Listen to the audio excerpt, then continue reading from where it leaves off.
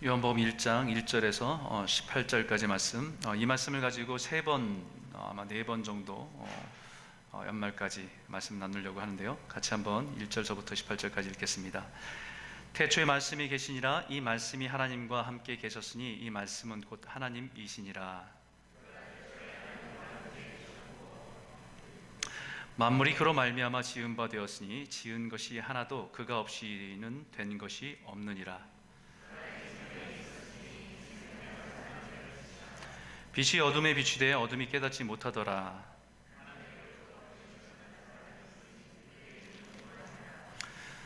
그가 증언하러 왔으니 곧 빛에 대하여 증언하고 모든 사람이 자기로 말미암아 믿게 하려 함이라.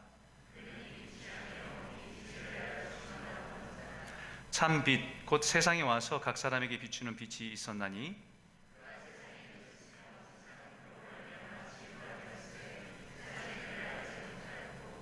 자기 땅에 오매 자기 백성이 영접하지 아니하였으나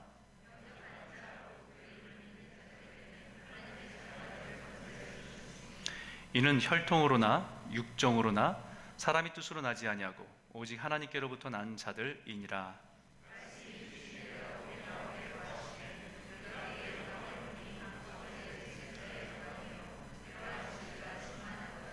요한이 그에게 대하여 증언하여 외쳐 이르되 내가 전에 말하기를 내 뒤에 오시는 이가 나보다 앞선 것은 나보다 먼저 계심이라 한 것이 이 사람을 가리킴이라 하니라.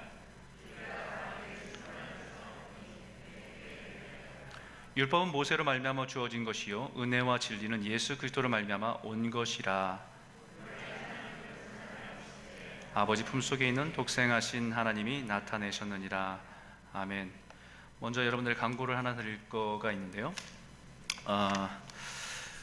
1년 중에 그 부활절 전에 제2의 수요일이라고 해서 40일간 예수님의 고난과 십자가를 묵상하는 것을 이제 사순절이라고 합니다. 40일 동안에 예수님의 십자가를 묵상하는 것을.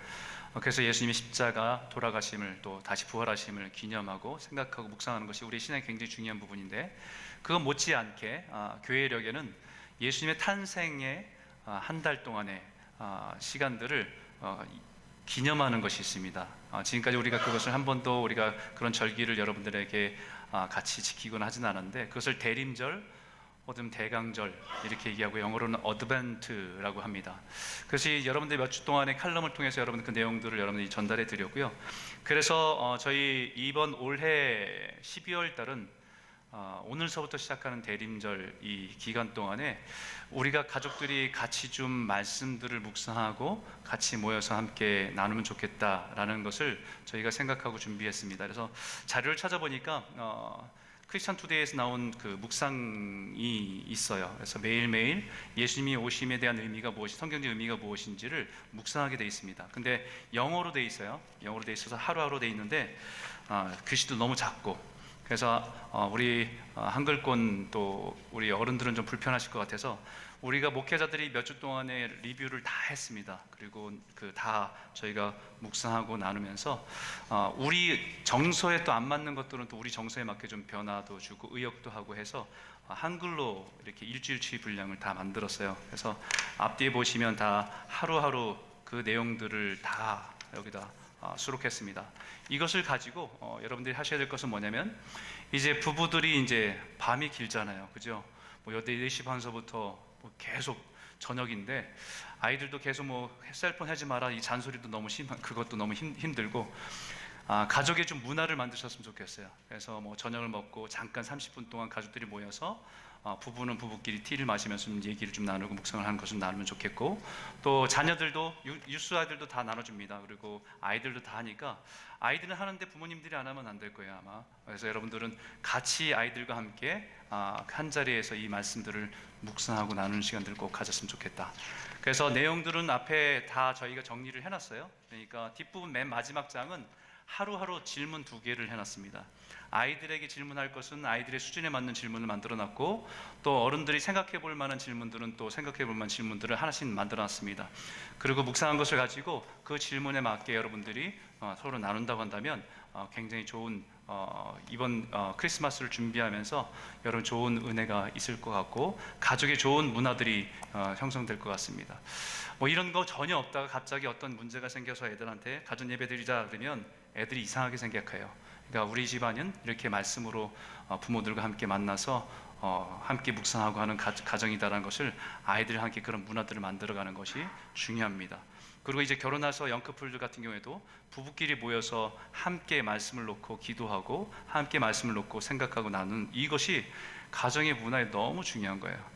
지금서부터 하라면 10년 뒤에 20년 뒤에 만들겠다? 절대 못 만듭니다. 그런 것은 가정의 문화이기 때문에 여러분들이 이런 기회를 통해서 말씀으로 다시 한번 크리스마스를 준비하고 성탄절을 준비하면서 같이 동참해 주시기를 부탁드립니다. 오늘 이 말씀을 통해서 네 번에 걸쳐서 이제 대림절 시리즈로 여러분을 말씀드립니다. 그동안에 우리가 말라기 시리즈로 7번에 걸쳐서 우리의 영적인 상태를 진단하신 하나님의 모습들을, 하나님 말씀을 비춰봤고요.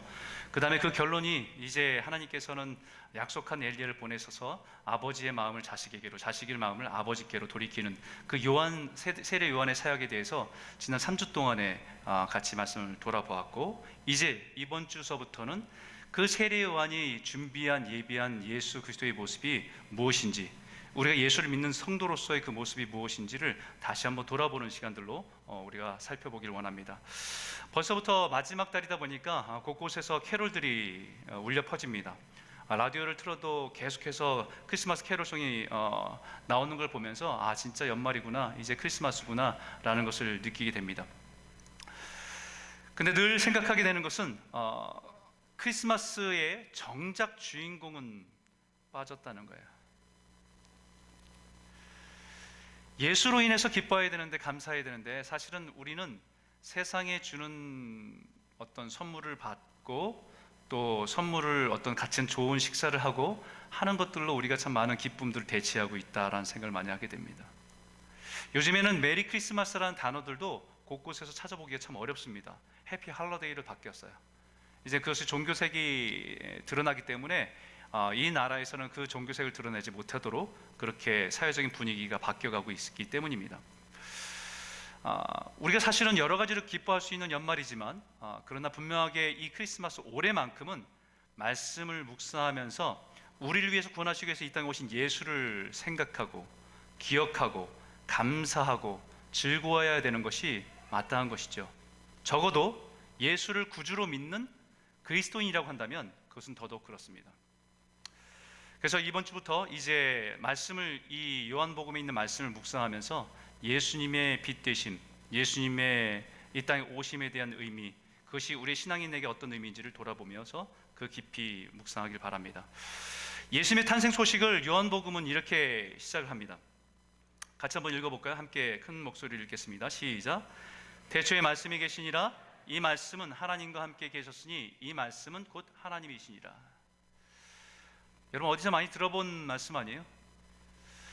예수님의 공생애를 기록한 말씀이 마태, 마가, 누가복음 그리고 요한복음인데 마태, 마가, 누가복음을 공간복음이라 하지만 요한복음은 가장 후대에 쓰여지면서 예수님이 우리에게 구원자로 오신 그 메시지를 성도들에게 어떻게 하면 이거 처음 읽는 사람에게 전할 수 있을까라고 하는 마음으로 기록한 복음서이기 때문에 마태, 마가, 누가가 경험한 관점과는 조금 다릅니다. 그래서 많은 분들이 처음 성경을 읽는 분이 예수님 알고 싶은데 어디를 읽어야 돼요? 라고 말하면 제일 먼저 소개하는 것이 요한복음이에요. 근데 이 말씀에서, 요한복음에서 이 예수님이 탄생 이야기를 시작하지 않고 이렇게 시작합니다. 태초에 말씀이 계시니라. 이 말씀은 하나님과 함께 계셨으니 이 말씀은 곧 하나님이시라. 그 시점을 베들레헴에서 탄생한 예수님께 포점을 맞추지 않고 하나님이 창조하신 그 시점으로 가서 예수님의 탄생, 예수님의 존재의 의미를 우리에게 말씀하고 있어요. 창세기 1장 1절에 있는 말씀과 거의 비슷하죠. 태초에 하나님이 천지를 창조하시니라. 땅이 혼돈하고 공허하며 흑암의 깊음 위에 있고 하나님의 영은 수면 위에 운행하시니라 라고 말씀합니다. 태초에 하나님이 천지를 창조하셨습니다. 천지를 창조하신 그 하나님이 어떻게 천지를 창조하셨냐? 빛이 있으라 라고 하는 말씀으로 시작해서 창조가 된 겁니다. 그 말씀이 바로 예수 그리스도였다라는 것을 가르치는 것이 요한복음입니다.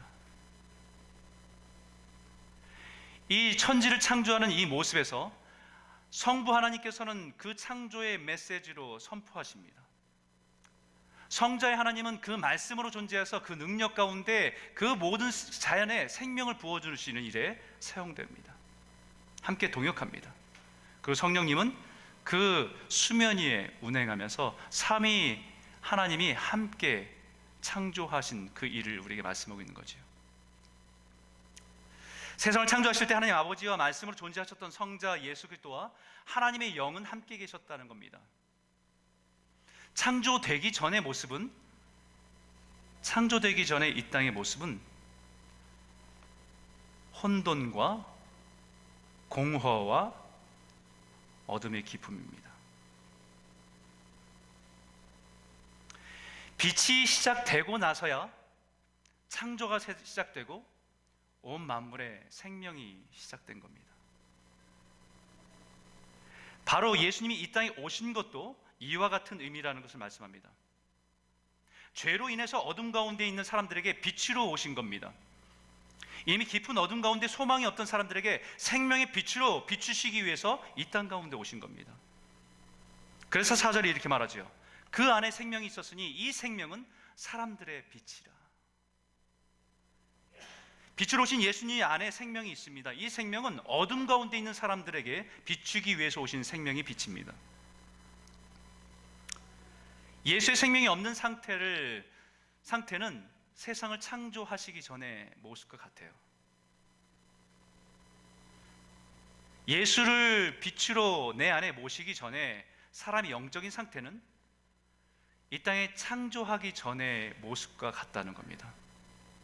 그래서 뭐냐면 혼돈이고요, 케이오스입니다. 공허고요, 엠티네스입니다. 이 말이 무슨 말이냐면 산다는 것이 무슨 의미인지 도무지 알 수 없다는 거예요.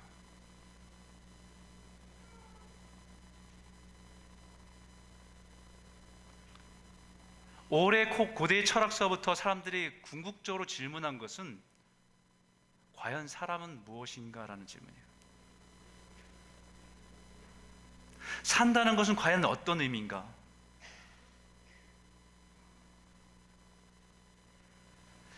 나는 자신이 산다고 하는 것을 의식하기 위해서 열심히 정신없이 살아가지만 우리가 느끼는 것은요, 온통 뒤죽박죽입니다. 내 마음대로 되는 것도 없고 내가 원하는 대로 되는 것도 없고 케이오스, 혼돈입니다. 자기가 목적한 것을 이루기 위해서 열심히 달려와서 그것을 이루었다고 생각하고 뭔가 의미 있다고 생각했는데 어느 순간 밀려오는 것은 인생의 공허함입니다.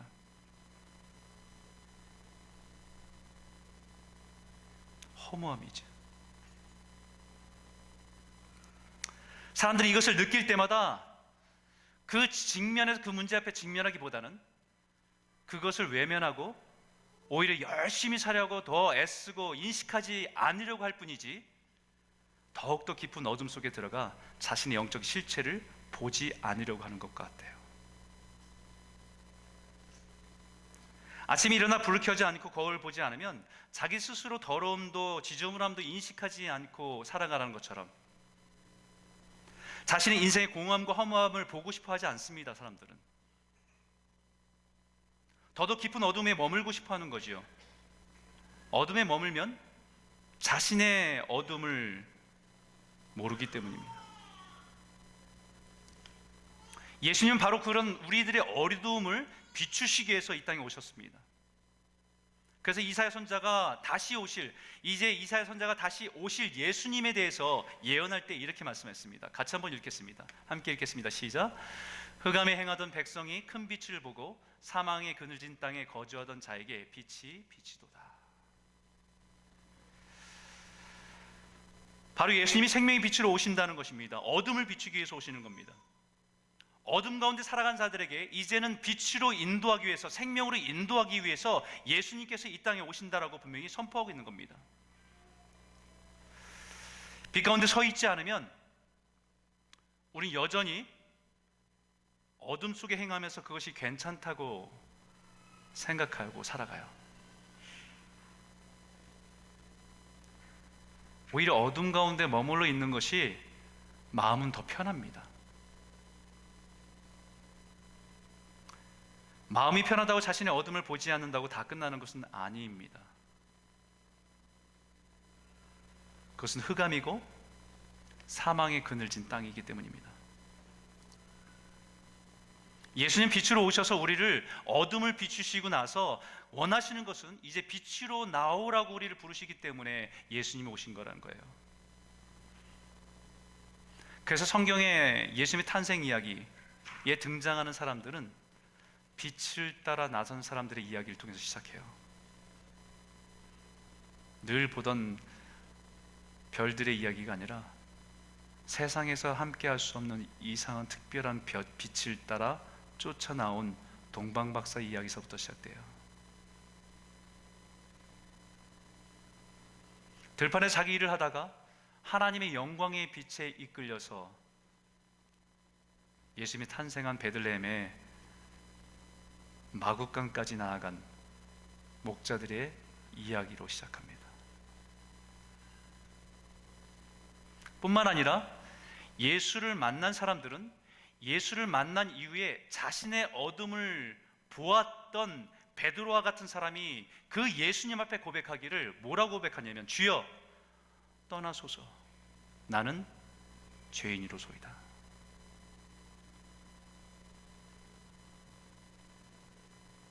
자신의 어둠을 고백하며 엎드리는 것입니다. 사실 우리가 얼마 전에 7주 동안의 말라기의 말씀을 묵상할 때, 설교를 하고 설교를 듣고 할 때 저도 굉장히 힘들었는데요, 어떤 청년이 그러더라고요. 말라기 너무 어두워요. 너무 다크하다는 거예요. 또 일부에 나오신 어떤 집사님은 난 다시는 말라기 성경 읽고 싶지 않다고 얘기해요. 그만큼 힘들었다는 거예요. 왜 힘들었습니까?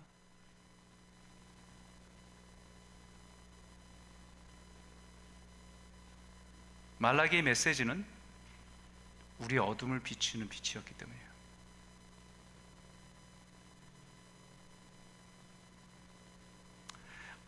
이스라엘 백성들이 열심히 드리는 예배 뒤에 숨겨져 있는 우리의 어둠을 비췄기 때문입니다.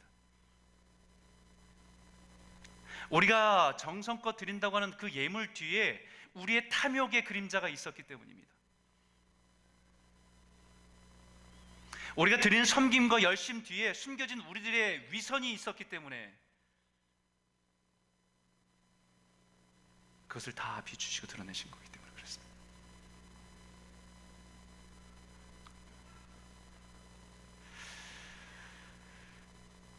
캐나다 살면서 그런 일은 없는데요, 예전에 한국에 살 때 저희 아버님이 목회를 하시고 건축을 해서 6층짜리 교회를 세웠을 때입니다. 그래서 거의 저는 그 건물에서 결혼해서 나올 때까지 그 건물에서 살았어요. 맨 꼭대층이 사택입니다. 그러다 보니까 뭐 그 당시 막 건물이 얼마나 잘 졌겠습니까? 또 교회 건물인데 그냥 또 싼 자재로서 진 것도 있겠죠. 근데 거기에 6층에서 저희 집이 있는데 여름에는 덥고 겨울에는 춥고 뭐 그랬던 집이에요. 근데 어쨌든 그런 집에 살다가 이제 밤에 잠에 좀 깰 때가 있습니다. 화장실을 가야 될 때나 목이 마르거나 깨서 나가게 되면 이제 거실을 통과해서 이제 화장실을 가야 되는데 잠을 깨지 않으려고 노력하잖아요. 웬만하면 또 다 자야 되니까. 그러니까 개슴츠레한 눈으로 이렇게 이제 그 길을 이렇게 가면 그 어둠 속에서 무엇인가 이렇게 스스 움직이는 것들이 느껴지는 거예요. 그죠? 그러면 그 불을 탁 켜면요, 그 움직이던 바퀴벌레들이 냉장고 밑으로, 싱크대 밑으로 와와와 다 들어갑니다. 그게 느껴져서 그게 너무 불기 싫었거든요. 그래서 어느 날은 그냥 불을 안 끄고 갔다 오려고 화장실에 걸어가는데 있는 게 스스로 느껴지긴 했지만 걸어가는데 제 발에 뭔가 밟히는 거예요. 탁 터지는 거예요.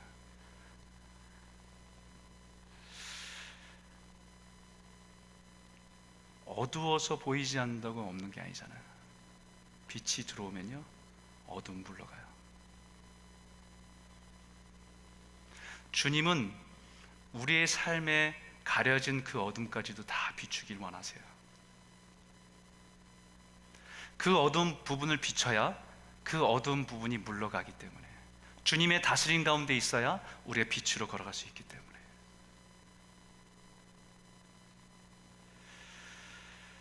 우리 내면의 빛을 비출 때 비로소 우리 안에 어둠이 있다는 것을 보게 하시는 것입니다.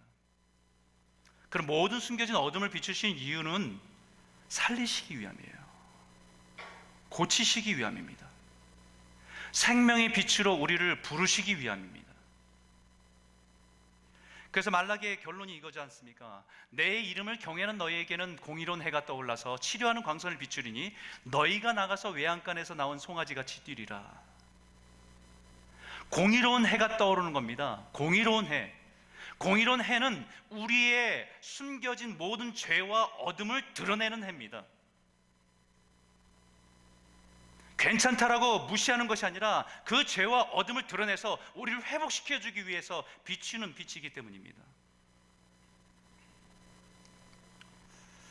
그 예수를 생명의 빛으로 공의로운 빛을 비추면 우리의 죄와 어둠을 드러내셔서 우리를 회복시키고 치료하신다는 거예요. 네, 여러분, 우리가 죄가 어둠인 것은 알겠어요, 그죠? 우리 죄를 지면 어둠이 있다는 걸 알아요. 그런데 그 죄의 어둠보다 더 무서운 것이 있을 수 있습니다. 그것은 뭐냐면 우리 스스로가 만들어 놓은 의 뒤에 가려진 그림자입니다.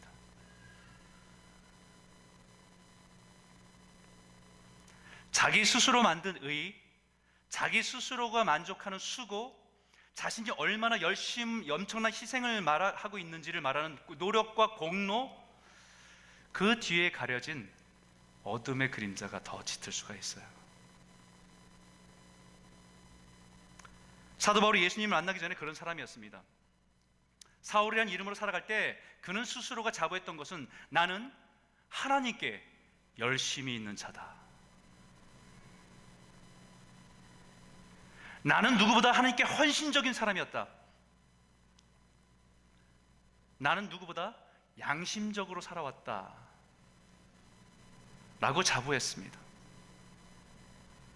그 열심을 가지고 하나님을 욕되게 하는 이단 예수를 믿는 사람들을 잡아가던 일에 앞장서고 그 인생에 열정을 다한 사람입니다. 그런 사울에게 그의 인생의 다메섹으로 가는 길에 예수님은 빛으로 찾아오세요. 사울에게 다메섹으로 가는 길은 자신의 인생에 원하고 이루고 싶은 인생의 골을 향해서 달려가는 길입니다.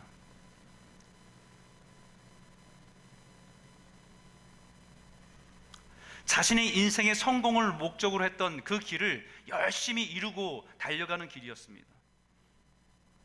자신의 인생에 원하는 것, 자기가 추구하는 것을 성취하기 위해서 걸어갔던 길이 다메섹 길입니다.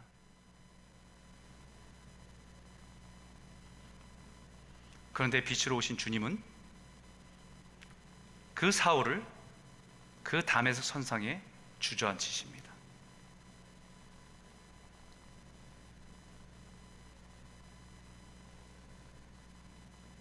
빛으로 오신 주님은 그 가던 다메섹으로 가던 그 길에서 멈추게 하십니다. 거기에 대한 말씀이 사도행전 9장 3절과 4절인데요. 같이 한번 읽겠습니다. 시작. 사울이 길을 가다가 다메섹에 가까이 이르더니 호련히 하늘로부터 빛이 그를 둘러 비추는지라. 땅에 엎드러져 들음에 소리가 있어 이르되 사울아 사울아 내가 어찌하여 나를 박해하느냐 하시거늘. 강한 빛으로 찾아오신 것입니다. 그 인생의 어둠을 비추기 시작했습니다.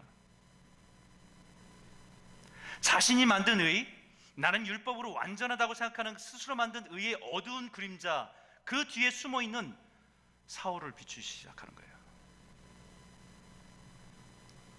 나는 율법적으로 완전한 자라고 생각했습니다. 그러나 그에게는 하나님의 빛을 비추니까 자신 안에 어둠이 있다는 것을 깨닫게 돼요.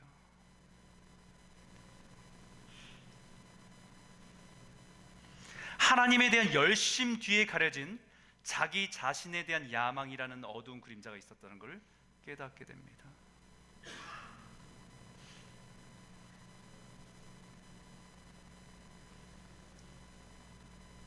여러분, 술 취한 사람도 자기는 똑바로 걷는다고 얘기합니다.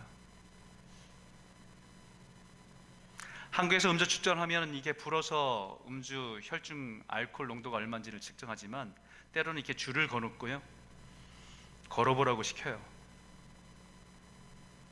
그러면 사람들은 그 줄을 걸으면서 삐딱하게 걸으면서도 다 굽거나 바라고 똑바로 걷지 않았냐고 이렇게 주장하기도 해요.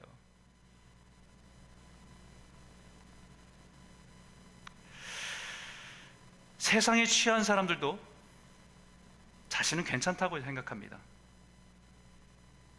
모든 중독된 환자도 자신은 중독된 것이 아니라고 합니다. 언제든지 자신의 마음 먹으면 끊을 수 있다고 생각하는 것이 중독입니다.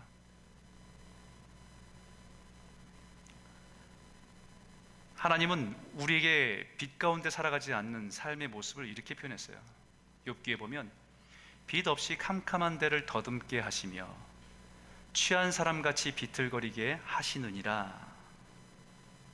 빛이 없이 사는 것은 그와 같은 거예요. 어두운 데 거하면서 삶을 더듬고 비틀거린 것과 같은 겁니다. 나는 똑바로 산다고 생각하는데, 나는 온전하게 살았다고 생각하는데 하나님 보실 때는 취해서 비틀거리는 것과 같다는 겁니다. 사도 바울은 강한 빛 때문에, 태양보다 더 강한 빛 때문에 눈이 멀어서 누군가의 도움을 얻어서 더듬거리며 살아가는 그 시간 속에서 깨달게 된 것은, 나는 온전하게 살았다고 생각했는데 내가 살아온 인생은 더듬고 비틀거리고 어둠을 헤매고 살았던 것이 내 인생인 거를 깨닫게 하는 시간입니다.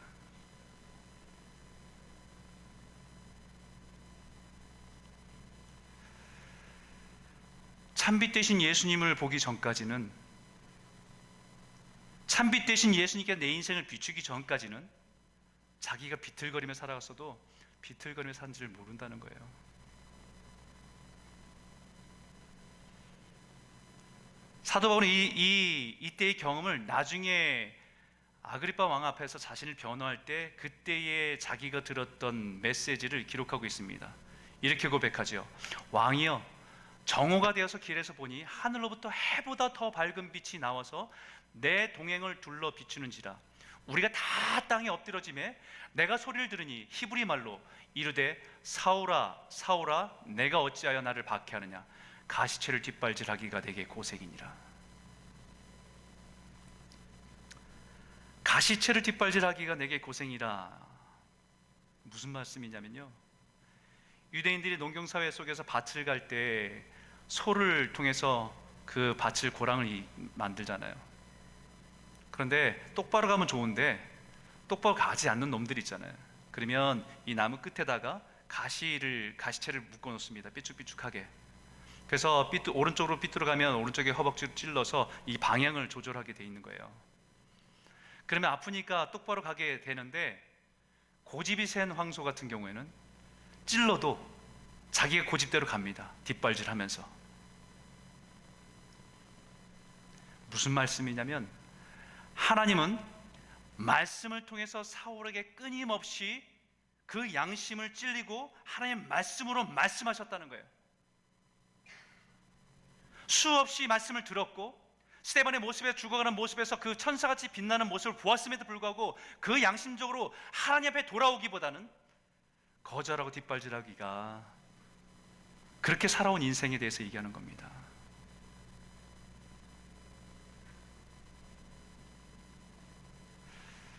하나님은 오늘도 하나님의 말씀으로 우리의 양심을 깨우십니다. 비추십니다. 우리 양심을 비추면 우리 어둠이 있어서 찔림이 되고 그것을 아프기 때문에 인정하기보다는 때로는 거부할 때도 있고, 뒷발질하면서 자기가 가고 싶은 고집대로 가기가 쉽지요. 모르는 게 아니라 비추시는데,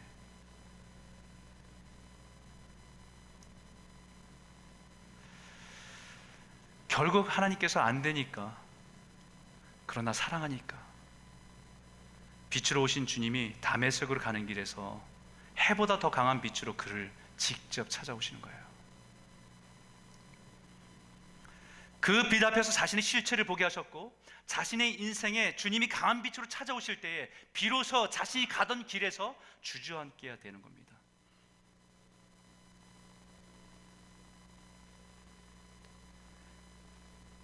여러 번 강조를 하고 간증을 했지만 저희 가정 또한 예수를 믿지 않는 가정이었어요. 저보다 10살이 많은 큰형, 그 형이 17살, 제가 7살 때 그 형의 백혈병 선고를 받는 것이 저희 아버님의 부모님 인생에 가던 길을 멈추게 하신 거예요.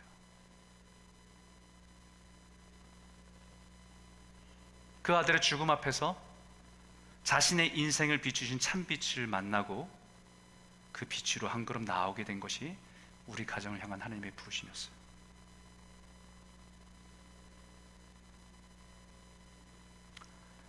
하나님은 어떤 사람에게는 질병으로, 어떤 사람에게는 실패로, 어떤 사람에게는 절망과 낙심으로 찾아오셔서 그의 인생의 어둠을 헤매고 살아가는 그 인생의 실체를 보게 하십니다. 더 이상 헤매면서 비틀거리며 살아가지 말라고 그 빛을 비추셔서 우리 인생을 보게 하십니다.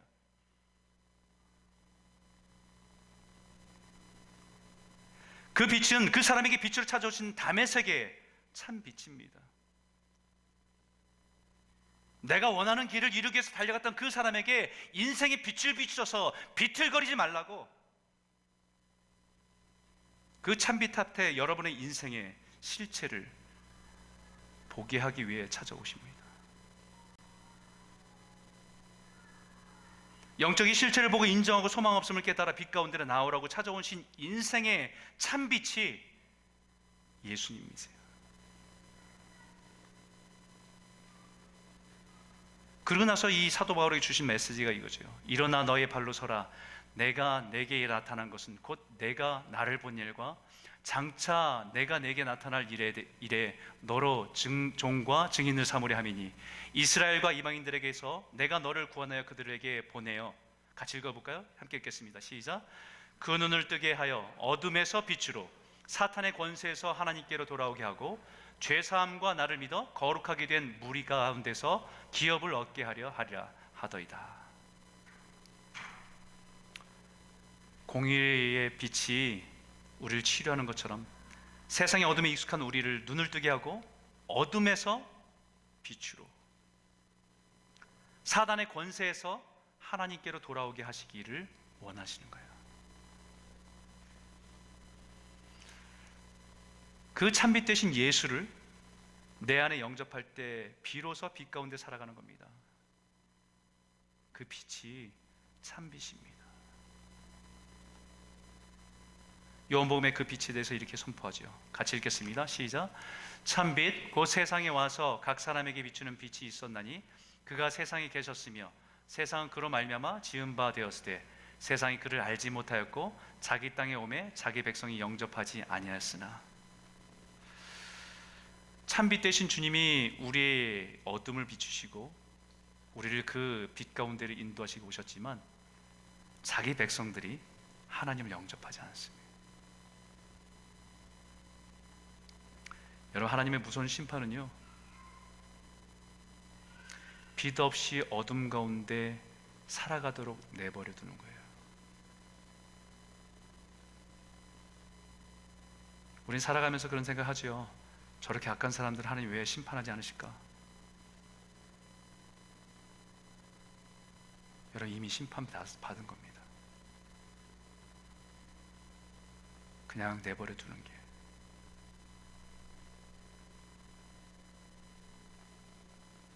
로마서 1장이 이렇게 말합니다. 하나님을 알되 하나님을 영원하게 하지 않고 감사치도 아니하고 오히려 그 생각이 허망해지고 미련한 마음이 더 어두워지고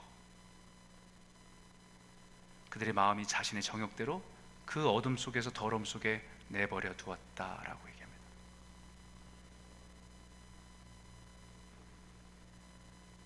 끊임없이 그의 양심의 빛을 찾아와 비추지만 그 빛을 영접하지 않고 계속해서 그 어둠 가운데 가면 그 어둠 가운데 내버려 두는 것이 가장 무서운 심판이에요.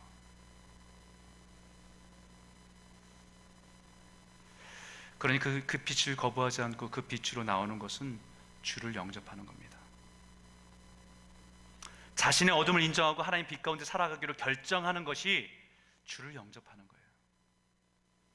하나님, 나는 이렇추합니다, 더럽습니다, 어둡습니다. 하지만 주님, 내 안에 오셔서 내 삶을 비춰주십시오라고 그분을 내 안에 모시는 것이 영접하는 거예요. 그래서 우리에게 약속한 말씀이 이거죠.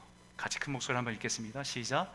영접하는 자, 곧 그 이름을 믿는 자들에게는 하나님의 자녀가 되는 권세를 주셨으니. 할렐루야. 자신의 인생이 찾아오신 그 참빛 되신 주님 앞에 거부하지 않고 그분을 영접하는 것이, 빛 가운데 살겠습니다라고 고백하며 주 앞에 나아가는 것이, 그것이 영접하는 것이고 그것이 구원입니다. 그것이 사단의 권세에서 하나님께로 돌아가는 길입니다. 자신의 인생을 추구하던 담에색으로 가진 인생을 멈추게 하고 찾아오신 빛을 보게 하시고 영접하는 것이 구원입니다. 구원의 시작입니다. 하나님의 자녀의, 빛의 자녀의 권세로 살아갈 수 있는 능력의 시작입니다. 사랑하는 성도 여러분, 저와 여러분이 참된 빛 되신 예수를 우리 안에 영접하시고 그 빛 가운데 하나님의 자녀, 빛의 자녀의 권세와 능력으로 살아가시는 저와 여러분 모든 성도가 되시기를 주의 이름으로 축원합니다. 여러분, 중국 내지 선교의 유명한 선교사 허드슨 테일러가 복음을 전할 때 일이에요. 중국에 복음을 열심히 전하니까 한 청년이 찾아와서 묻습니다. 신자가 되는데 몇 년이 걸립니까? 아마 이 청년은 무슨 어느 도를 배우거나 어떤 무술을 배우거나 뭐 이런 것 같이 생각한 것 같아요. 그것에 이제 들어와서 이제 거기서 이제 그것을 훈련하다 보면 얼마 정도 돼야, 어느 정도 돼야, 몇 년이 돼야 신자가 되는 겁니까? 라고 묻는 거겠지요. 그 질문에 이 허슨 테일러 목사님이 다시 질문합니다. 램프에 심지가 얼마 동안 불이 붙어야 빛을 발합니까? 이건 뭐 일상에서 있는 일이니까 쉽게 대답할 수 있죠. 램프에 심지가 얼마 동안 불이 붙여야 빛을 발합니까? 그 분명하게 대답합니다. 그야 심지에 불이 붙는 순간부터 빛을 내지요. 그러자 테일러 목사님이 청년의 손을 잡고 이렇게 말합니다. 바로 그겁니다. 하나님께 나를 자녀로 부르셨고 구원하셨다는 것을 깨닫는 순간 새로운 삶의 빛이 내 영혼에서 타오르기 시작하는 겁니다.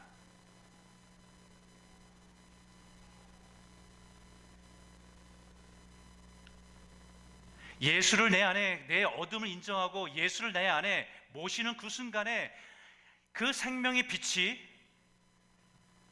우리의 삶을 비치고 그 빛의 능력으로 살아가기 시작한다는 거예요.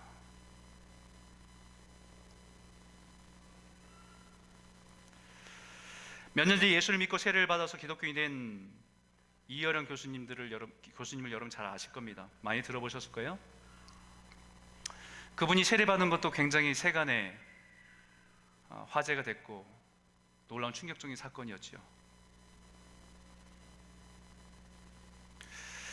그분이 예수를 믿게 된 계기가 자신이 사랑한 딸 이민아 목사님, 변호사였지요. 그분이 걸린 병과 죽음 때문에 이 교수님은 그 빛 가운데로 나아가게 된 거예요. 대한민국의 지성이라 불리고 한 나라의 장관을 하고 자신의 명예를 가지고 그 길을 추구하며 살았던 그 다메섹 선상에 걸어가던 그 길 속에서 자신의 딸의 고통과 아픔 앞에서 자신의 인생이 찾아오신 하나님의 참빛을 만나게 된 겁니다. 그리고 멈추게 된 거예요.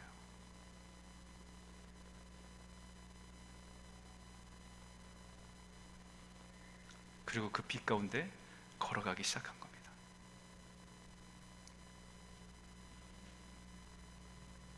이제 그분의 나이가 올해 87세입니다.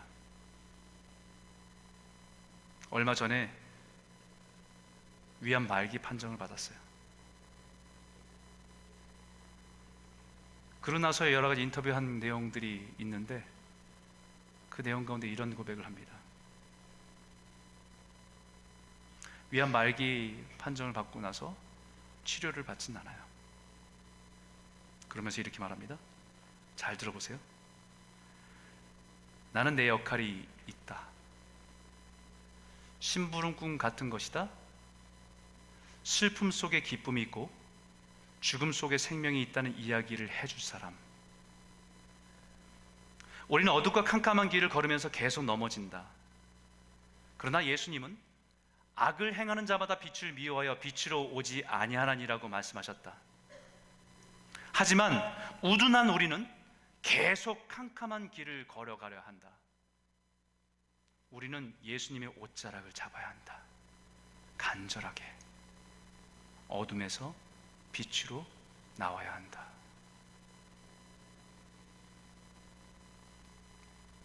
마치 사도 바울이 참빛 대신 예수를 만나고 나서 그 자리에 영적인 눈을 뜨고 어둠에서 빛으로 옮김을 받고 자신과 같이 어두웠던 길을 걷는 사람들에게, 헤매는 사람들에게 참빛 대신 예수께로 인도하는 삶을 살았던 것처럼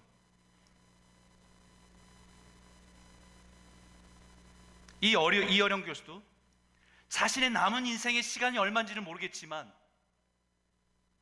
그 인생에 남겨진 역할은, 그 역할과 사명은 위암 말기라고는 죽음의 그림자가 짙게 깔린 그 순간이라 할지라도 오히려 생명의 빛의 능력이 더 강함을 보여주는 삶을 살아가겠다라는 것입니다.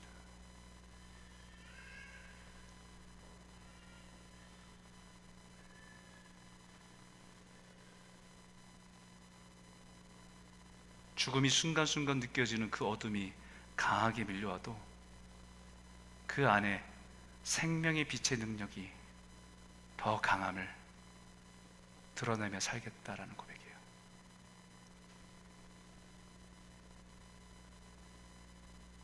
바로 시편의 이 말씀과 같습니다. 같이 한번 읽어볼까요? 함께 읽겠습니다. 시작. 진실로 생명의 원천이 주께 있사오니 주의 비단에서 우리가 빛을 보리이다.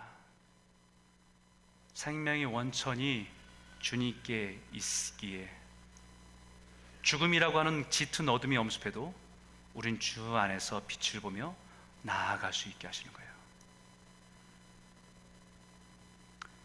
빛은 하나님의 말씀으로 다가옵니다. 그리고 그 말씀은 빛으로 살아간 자녀들의 인생을 비춰주는 능력입니다. 마치 이스라엘 백성들이 광야에서 하나님의 빛이 불기둥으로 임하고 그들에게 따뜻함과 그 어둠을 비치며 그들이 인도했던 것처럼 때로는 우리 삶에 다가오는 엄습하는 그 어둠 앞에서 우리의 길을 비추고 우리에게 따뜻함을 주고 우리의 그 생명의 능력으로 살아나게 하시는 능력이라는 거예요.